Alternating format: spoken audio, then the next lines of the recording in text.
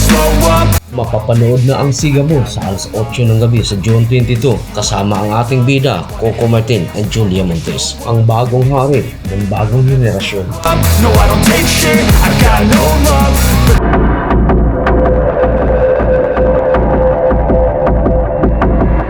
Papa you at Showbiz Top List. Yan! Hindi na bakit na pinakatigil ah! Hoy! Hindi ako mag-upper! Ako na kayo tumulong eh! Ganda mo ah! Ang pangalan mo? Ay, baka rin eh, no? Ikaw talaga ang lucky charm sa buhay ko.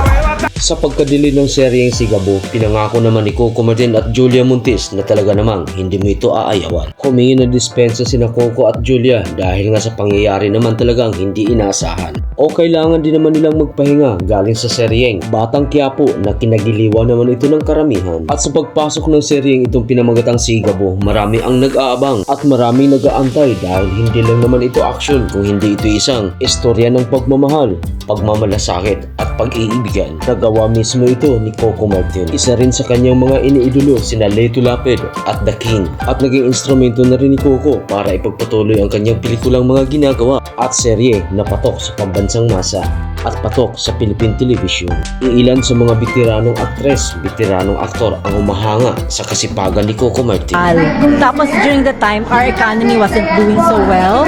This was during the parang late part of 1990s. Then a lot of the actors became politicians na rin. At sa mga gawa nga ni Coco Martin ng mga action movie scene, dagdag pa ng mga veterano, isa rin ito sa impluensya para gumawa rin ng ibang telebisyon ng mga action. Because of Provinciano, because of Batang Quiapo, diba? It opened the doors to all the other networks doing their own action series. Nagawa ni Coco at nakuha ni Coco Martin na bigyan trabaho ang mga legends action stars na minsan na rin nanahimik sa Philippine Television na muli itong binuhay ni Coco Martin. Parang Fernando po yan. Leto Lapid, pinaghalo, masipag, matalino, napakagaling na direktor, matyaga, madaling araw pa lang talagang nag-iisip na yan, nasa shooting na kagad, bawal malate sa kanya, bawal mahuli. Pagdating sa shooting, napakadisiplinadong tao. At dagdag naman ni Julia ang partner ni Coco Martin. Kahit sa totoong buhay ay magpartner nga ang dalawa. Parang may konting pressure nga ang pagsasama nila sa isang serye. Pero okay lang dahil trabaho naman ito. At sa bagong titulo nga na nakuha ni Coco Martin bilang isang hari ng action movie ng Philippine movie sa bagong henerasyon, down to earth pa rin si Coco Martin. Dagdag pa ni Coco, hindi niya sukat akalain na mangyayari at magagawa niya ang lahat ng ating nakikita sa mga televisions, ang bagong action king ng Philippine movie. Isa lang ang masasabi ko, hindi ko akalain na magagawa ko ito.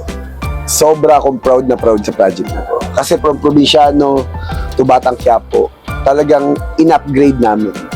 Napakahuhusay ng mga director ko, napakahuhusay ng mga D-office ko, ng mga writers, lahat.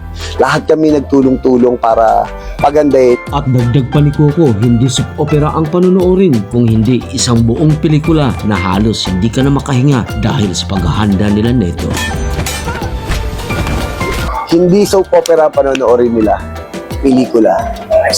Isang buong pelikula na walang hingahan, na pag pinanood mo, sasabihin talaga, pinaghandaan. I don't ever slow up, no I don't take shit, I got no love for the fakeness. If you wanna play tough and wanna hate this, I'll always show up and make a statement. I don't ever slow up, no I don't take shit, I got no love for the fakeness. If you wanna play tough and wanna hate this, I'll always show up and make a statement. Everything I do so instinctive and so passionate. Every word I move so descriptive like an adjective. I got a vendetta against people who patented being negative when you should be getting after it.